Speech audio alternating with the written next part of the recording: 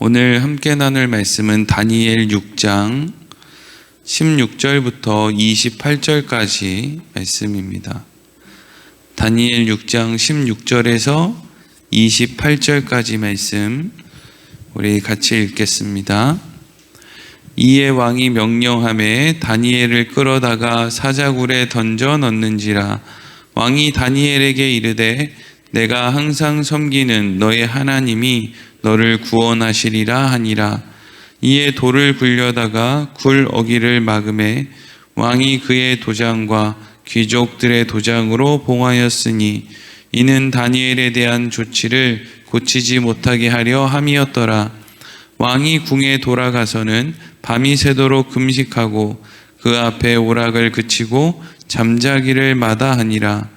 이튿날에 왕이 새벽에 일어나 급히 사자굴로 가서 다니엘이 든 굴에 가까이 이르러서 슬피 소리질러 다니엘에게 묻되 살아계시는 하나님의 종 다니엘아, 내가 항상 섬기는 내 하나님이 사자들에게서 능히 너를 구원하셨느냐 하니라.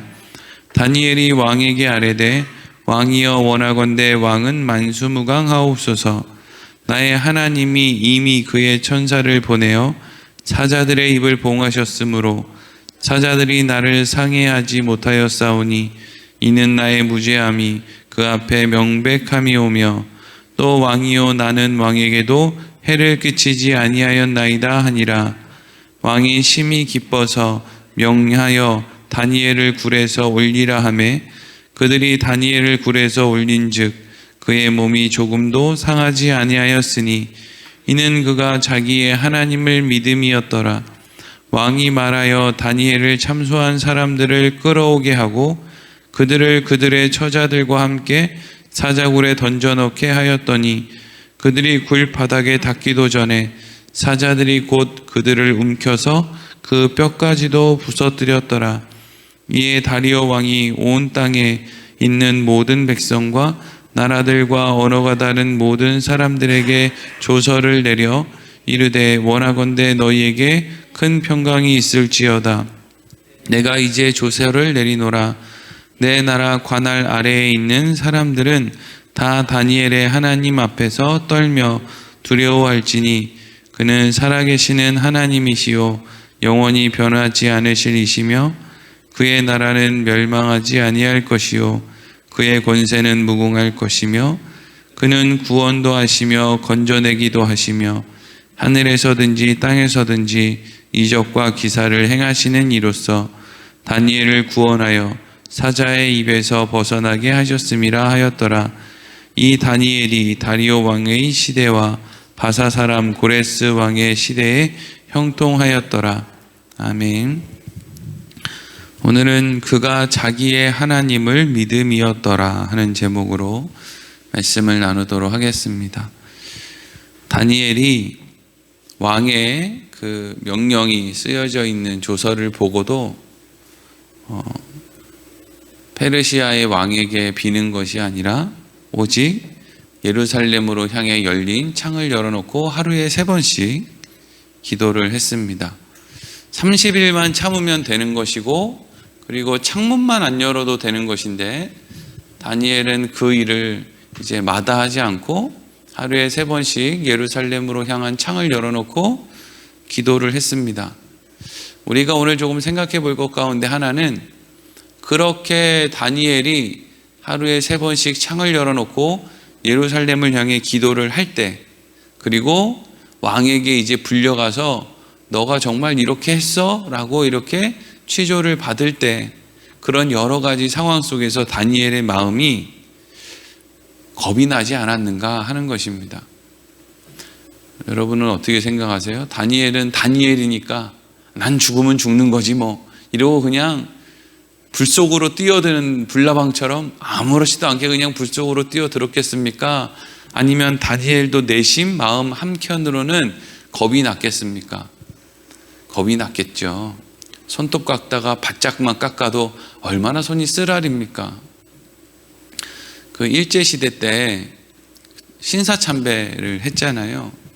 신사참배를 하는데 이제 처음부터 일본 사람들이 그 신사참배하지 않는 사람들을 죽이지 않았대요. 처음에는 이제 훈방 조치도 하고 아니면 이렇게 혼을 막 내고 아니면 몇 대 이렇게 두들겨 패고 이제 이렇게 돌려 보냈다는 거예요. 그래서 이렇게 돌아온 사람들에게 기존에 있는 그 성도들이 물었대요. 대부분 목사님이나 장로님들이 대표로 끌려갔다 왔겠죠. 그래서 이제 물었다는 거예요. 아니 정말 그 우리 성경에서 옥에 갇혔던 베드로를 막 천사가 막 이렇게 막 꺼내주고 한 것처럼 거기서 천사를 봤냐고. 아니 우리 못 봤다고. 그럼 혹시 그 일본 순사들이 막 이렇게 고문을 하고 막 해코지를 할 때 하나님이 통증이 오지 않게 그렇게 막아주셨냐고. 그랬더니 또 아니었다고. 때리니까 아프더라고. 천사는 코빼기도 보이지 않더라고. 근데 여러분 너무나 놀라운 것은 그럼에도 불구하고 천사가 보이지도 않고 매를 때리면 아픈 게 그대로 전해지는데도 불구하고 어떤 사람들은 그 가운데서 죽는 사람들도 있었다는 것이죠. 겁이 나지 않기 때문에 믿음으로 사는 게 아니에요. 겁이 나지만 믿음으로 사는 거죠. 그래서 그것을 성경은 증인이라고 부르는 거예요. 증인. 나는 아무렇지도 않아. 멀쩡해. 예수님이 이 땅에 와서 나는 인간이 아니야. 나는 신이니까 나는 배도 안 고프고 아프지도 않고 무슨 십자가 가운데서 나는 피는 나지만 아무렇지도 않아. 그게 예수님의 삶이 아니었잖아요. 예수님께서는 똑같이 배고프고 똑같이 춥고 아프고 고통을 느끼면서도 그 일을 끝까지 하셨다 하는 거죠. 이 가운데 우리가 생각할 것이 또 하나 있는데 그것은 다니엘이 사자굴에 들어가는 과정 속에서 겁도 나고 또 여러 가지로 낙심도 되고 했지만 그러한 상황을 겪고 있는 다니엘만큼이나 살아계신 하나님께서도 그 일에 대해서 마음 아파하고 계셨다 하는 것이죠.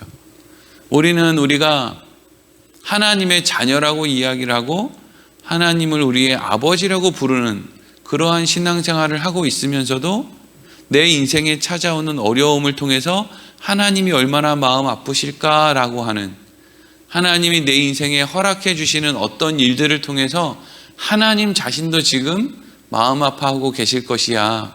그런데 그것이 필요하기 때문에 하나님께서는 그것을 나에게 허락하시지. 하지만 우리 아버지 하나님은 얼마나 마음이 아프실까? 나만큼이나, 아니 나 이상으로 얼마나 하나님은 안타까워하실까? 그래서 하나님께서는 그렇게 하나님의 자녀들은 그러한 상황으로 몰아넣는 이 변질돼 버린 더러운 이 죄악으로 만연한 이 세상을 얼마나 미워하실까라는 생각을 우리가 해볼 수가 있는 것이죠. 하나님은 다니엘에게 꼭 필요하기 때문에 사자굴에 갈 수밖에 없도록 그렇게 하신 거예요. 그런데 사자굴에 들어갈 때 이제 오늘 16절에서 18절까지 사자굴에 집어넣는 다리오가 이런 이야기합니다. 같이 읽겠습니다. 시작. 이에 왕이 명령하매 다니엘을 끌어다가 사자굴에 던져 넣는지라. 왕이 다니엘에게 이르되 내가 항상 섬기는 너의 하나님이 너를 구원하시리라 하니, 이에 돌을 굴려다가 돌 어기를 막음에 왕이 그의 도장과 귀족들의 도장으로 봉하였으니 이는 다니엘에 대한 조치를 고치지 못하게 하려 함이었더라. 왕이 궁에 돌아가서는 밤이 새도록 금식하고 그 앞에 오락을 그치고 잠자기를 마다하니라. 아멘. 다리오 왕이 다니엘을 사자굴에 어쩔 수 없이 정치적인 어떤 인간의 그 논리 속에서 어쩔 수 없이 집어넣으면서 너의 하나님이 너를 구원해 주실 거야 라고 하는 이야기를 건넸죠. 그리고 다니엘은 사자굴에 들어갔고요. 원래는 사자굴에 들어가자마자 잡혀먹혀야 되는데 그냥 사자들이 너무 안 잡아먹으니까 다리오 왕도 그냥 원래 사자들이 사람을 잘 금방은 안 잡아먹나? 그냥 그런 생각을 하고 이제 그 굴 속에 들어간 다니엘 뒤에 굴 문을 막고 거기에 다른 사람들이 들어가서 구해주지 못하게 막 밖에서 이렇게 이제 봉인을 하고 이런 과정을 하는데, 사실 봉인하고 이런 과정을 원래는 할 필요가 없어요. 왜냐하면 들어가면 바로 사자들이 잡아 먹어야 되거든요. 그러니까 뭘 누가 뒤늦게 돌문을 열고 와서 다니엘을 구해주고 이런 어떤 과정이 의미가 없는 거예요. 들어가면 이제 배고픈 사자들이 그냥 잡아먹는 거니까요. 그런데 어쨌든 다니엘은 들어갔는데 금방 무슨 뭐 잡아먹는 소리가 나지 않았고 그냥 거기 이제 문을 막고 봉인을 했다는 거죠. 근데 그렇게 해놓고 다리오 왕이 집에 가서 어떻게 했다는 거예요? 밤이 새도록 금식하고 그 앞에서 오락을 그치고 잠도 자지 않고 그렇게 이제 했다는 거예요. 노심초사했다는 거죠. 우리는 이러한 또 말씀을 통해서 하나님이 다니엘을 사자굴에 집어넣어 놓고, 물론 하나님이 노심초사하지는 않았을 거예요. 왜? 하나님이 사자 입을 막으면 사자는 다니엘을 못 잡아먹으니까요. 그런데 그렇기 때문에 하나님께서는 노심초사한 것이 아니라 하나님께서 어떠한 조치를 하셨겠구나라는 것을 우리가 알 수 있는 것이죠. 하나님이 우리에게 어떤 조치를 하시는 건 두 가지 중에 하나예요. 하나는 그 환경을, 사자 입을 붙드는 것처럼 환경을 변화시키든지, 아니면 우리의 믿음이 흔들리지 않도록 믿음을 붙드시든지, 둘 중에 하나예요. 환경을 붙드시든지 믿음을 붙드시든지. 아니 근데 목사님, 어떤 사람은 일제시대 때 신사참배할 때 신사참배 다 하던데요. 그럼 그건 믿음 붙들어 주신 거 아니지 않습니까? 환경을 바꿔주신 것도 아니지 않습니까? 아니요, 여러분. 우리의 신앙은 단거리 경주가 아니에요. 신사참배를 한 사람이 있더라도 그 이후에 바로 죽지 않잖아요. 우리의 신앙은 마라톤이에요. 정말 하나님 나라 가는 그 순간까지 우리의 신앙생활은 끝이 난 게 아니에요. 지금 당장에 목사님, 우리 애들이 왜 이렇게 교회 나가는 걸 싫어하는지 모르겠어요. 저도 모르겠어요, 왜 그런지. 근데 끝 아니에요. 아직 많이 남았어요. 여러분들이 하나님 나라 가신 이후에도 아직도 인생들이 많이 남았고, 영원하신 하나님은 절대로 주무시지도 않고, 물론 돌아가시지도 않고, 또 변하시지도 않아요. 아무런 자격 없는 우리에게 함께 해주신 하나님께서 하나님의 일을 하신다는 거예요. 우리가 그걸 믿어야 된단 말이죠. 하나님께서는 하나님의 역할을 하실 거예요. 언제까지 그 일이 이루어지느냐? 우리가 하나님 나라 가는 그때까지. 그러니까 우리의 신앙생활은 항상 이때라 이런 식으로 가면 안 되는 거예요. 옛날에 저도 찬양 인도할 때 그냥 부흥의 찬양 인도하면 그냥 교인들 막 오라고 그러고, 막 오늘 안 오면 막 큰일이라도 날 것처럼 막 이때라, 막 주의 긍휼 받을 때가 이때라, 막 오늘 집회 안 나오면 전부 다 망할 것 같고, 오늘 집회 나온 사람들은 막 그냥 성령의 불이 떨어져서 대단한 일이 일어날 것처럼 막 그렇게 했지만, 실제로 우리의 삶을 돌아보면 꼭 그때가 아니더라도 우리의 진짜 중요한 인생의 전환점은 꼭 어떤 그런 집회가 아니더라도 다른 인생의 순간들을 통해서 얼마든지 하나님이 우리 인생 가운데 하나님의 일들을 하시더라는 거죠. 새벽이 됐어요. 시간은 가는 거죠. 어째도 시간은 가니까. 그리고 다리오 왕이 이른 새벽에 눈이 떠졌어요. 그리고 다니엘이 어떻게 됐지? 아마 이 조서에 사자굴에 넣고 뭐 몇 시간이 지난 다음에 뭐 이렇게 한다, 뭐 이런 게 조항이 있었겠죠. 그러니까 이제 왕이 어쨌든 이 밤에는 가보지 못하고 새벽에 되어서야 이제 다니엘이 갇혀 있는 그 굴로 가게 된 거예요. 19절에서 22절 말씀 보겠습니다. 시작. 이튿날에 왕이 새벽에 일찍이 일어나 급히 사자굴로 가서 다니엘이 둔 굴에 가까이 이르러서 슬피 소리질러 다니엘에게 묻되, 살아계시는 하나님의 종 다니엘아, 내가 항상 섬기는 내 하나님이 사자들에게서 능히 너를 구원하겠느냐 하니라. 다니엘이 왕에게 아뢰되, 왕이여 원하건대 왕은 만수무강하옵소서. 나의 하나님이 이미 그의 천사를 보내어 사자들의 입을 봉하셨으므로 사자들이 나를 상해하지 못하였사오니 이는 나의 무죄함이 그 앞에 명백함이오며, 또 왕이여 나는 왕에게도 해를 끼치지 아니하였나이다 하니라. 아멘. 다리오 왕이 일찍 일어나서 이제 다니엘이 있는 굴에 갔죠. 그리고 굴 앞에서 이미 이제 이거는 뭐 분명히 죽었을 것 같은데 이거 뭐 살았을까? 뭐 이런 어떤 그렇게 긍정적이지 못한 생각을 가지고 다니엘의 이름을 부르면서 내가 항상 섬기는 내 하나님이 사자들에게서 너를 구원했느냐? 이렇게 이제 밖에서 소리를 지른 거죠. 근데 별 기대도 없었을 거예요. 뭐 거기 들어가서 누가 살아나겠습니까? 그런데 그 안에서 다니엘이 저 살아 있습니다. 하나님이 사자들의 입을 봉해서 사자들이 나를 잡아먹을 수 없었습니다. 뭐 이제 이런 이야기를 하는 거죠. 그리고 나서 이제 왕이 얼른 사람들을 불러서 다니엘을 이제 원래 들어갈 때는 입구로 들어가서 문을 이렇게 막았는데 지금은 보니까 또 다니엘을 굴에서 끌어올린 것처럼 기록되어 있는 것을 볼 때 어쨌든 들어갈 때는 어떻게 보면 좀 천천히 들여보내고 나올 때는 이렇게 조금 이제 빨리 끌어올리는 그런 좀 모습을 보이기도 해요. 그런데 이때 이제 다니엘이 어떻게 구원받을 수 있었느냐에 대한 가장 근본적인 이유를 23절에서 이렇게 설명하고 있어요. 같이 읽겠습니다. 시작.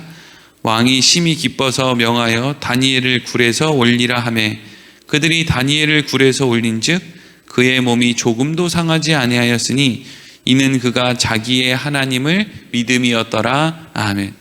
다니엘이 밤새도록 배고픈 사자들과 함께 그 사자굴에서 하루를 지냈음에도 불구하고 다니엘은 몸이 상한 곳이 하나도 없었는데 그렇게 할 수 있었던 이유를 이는 그가 자기의 하나님을 믿었기 때문이다 라고 이제 기록을 하고 있어요.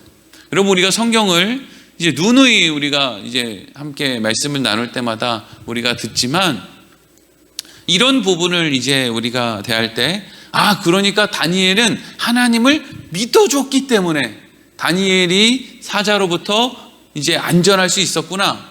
그러니까 우리가 어디에 가든 간에 하나님을 꽉 믿기만 하면 하나님께서는 우리 인생 가운데 어떠한 사자와 같은 위기 속에서도 우리를 지켜주시는구나 라는 식으로 생각을 하면 여전히 우리의 신앙은 어린아이예요. 교회 처음 나올 때 하는 생각이 그런 생각이에요. 내가 하나님 앞에 믿음을 어떤 행동을 통해서 드러내 보이면, 그래서 내가 교회도 나가 드리고 내가 믿음을 보이기 위해서 또 어떤 헌금도 해 드리고 뭐 기도도 해 드리고 이렇게 믿음을 보여 드리면, 그래서 하나님 나 믿음 있죠 이러면 하나님께서는 내 인생에 사자와 같은 위기를 다 극복하게 해 주신다 라고 하는 마음으로 처음에는 교회를 나와요. 신앙생활을 그런 마음으로 시작을 한다고요. 그게 나쁜 건 아니에요. 그렇게 시작을 하는 거예요. 그런데 그게 진짜 아버지의 마음을 다 대변하는 그건 아니에요. 왜냐하면 아버지들은 다 안 사줘요. 원래 안 사준다고요. 원래 안 사줘요. 우리가 뭘 한다고 해서, 방 청소한다고 해서 얼마, 구두 닦는다고 해서 얼마, 뭐 한다고 해서 얼마 그렇게 하지 않아요. 특별히 어떻게 되면은요, 자녀들이 점점 자랄수록이요.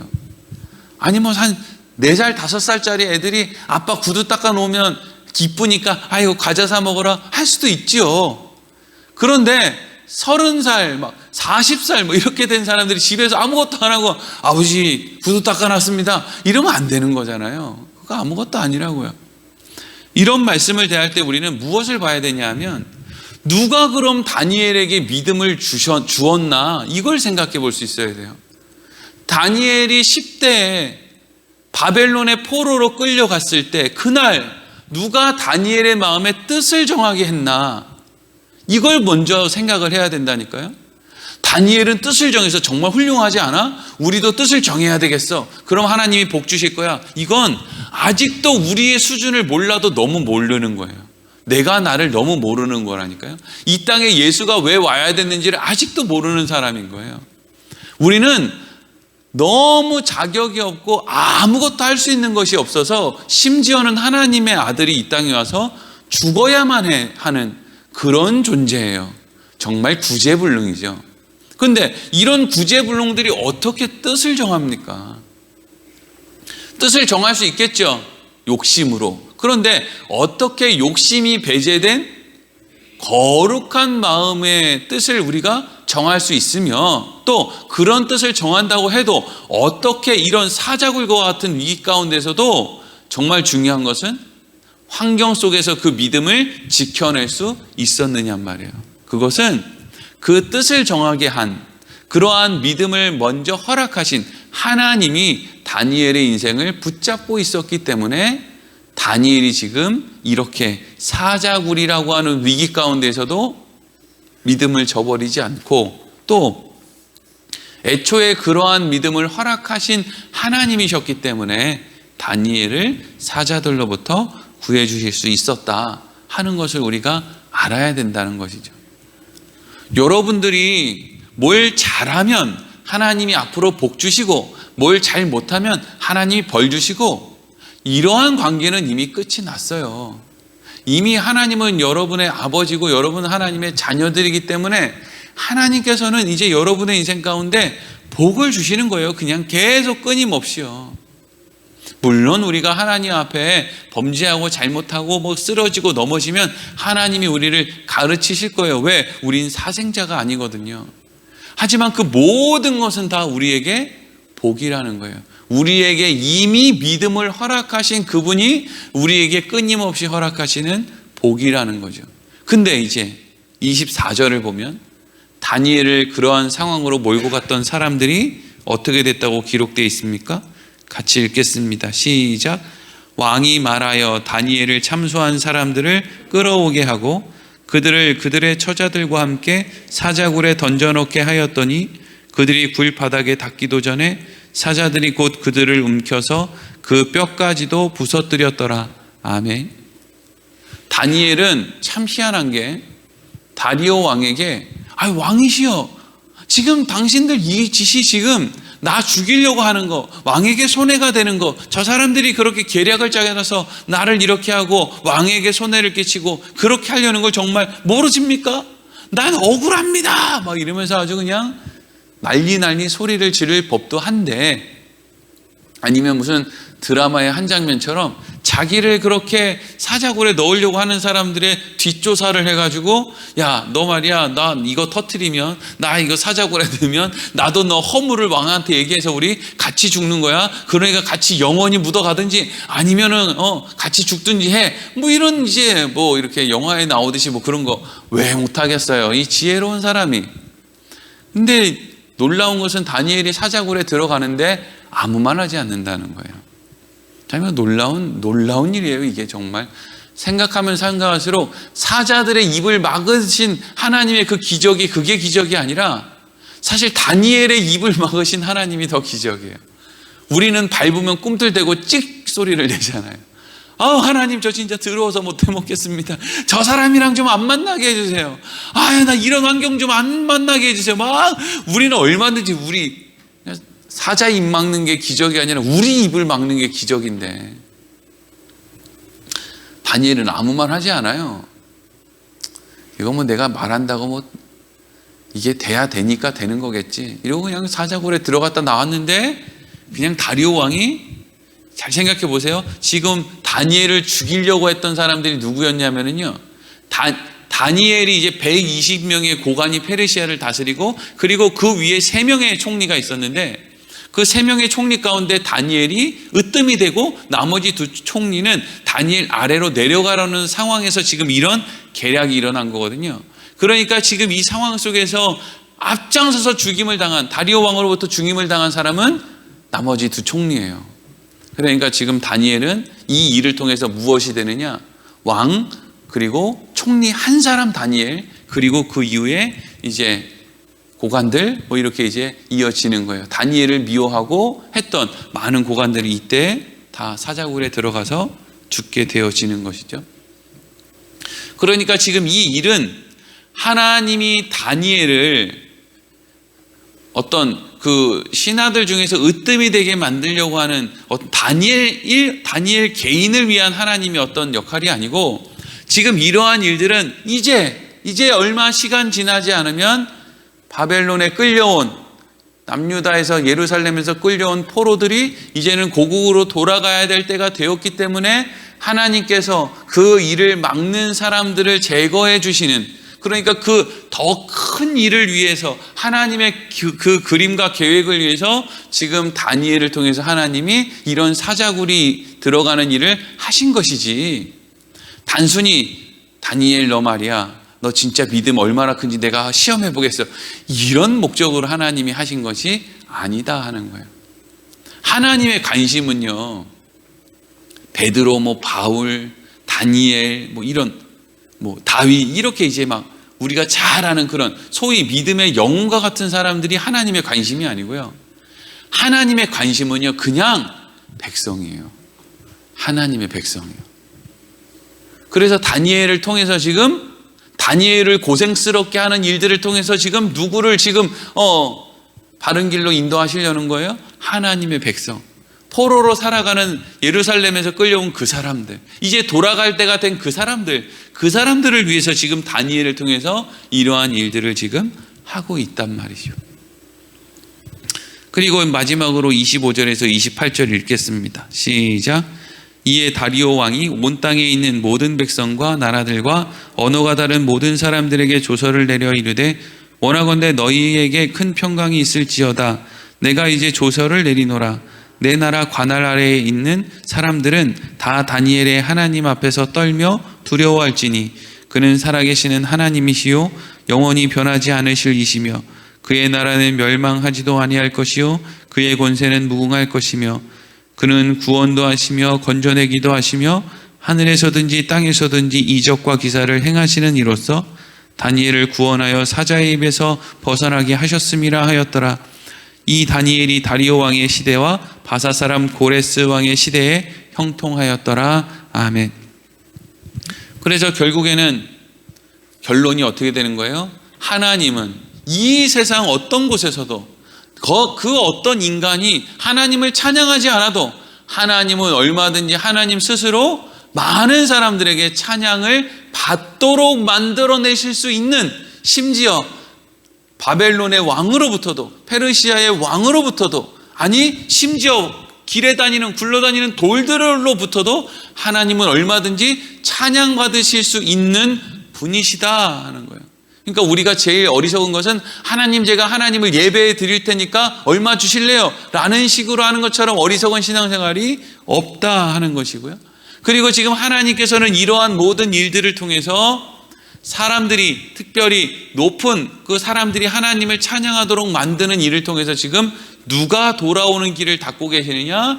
하나님의 백성들이 정해진 70년의 시간이 지나고 돌아오는 그 길을 하나님께서 닫고 계신다라는 것을 우리가 알 수 있는 것이죠.